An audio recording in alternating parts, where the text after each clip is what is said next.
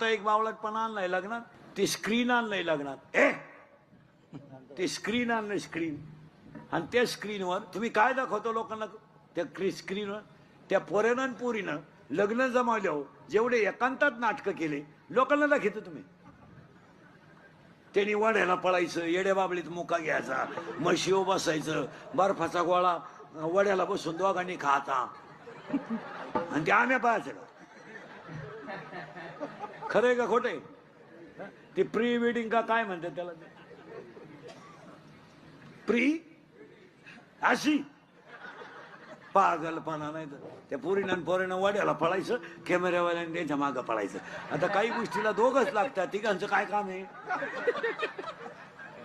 आणि मग तिनं बोकड्यावर बसायचं, मांजराचा मुका घ्यायचा, कुत्रीचा मुका घ्यायचा, अर्धाले कपडे घालून वाड्याला पळायचं आणि हलकट वराडानं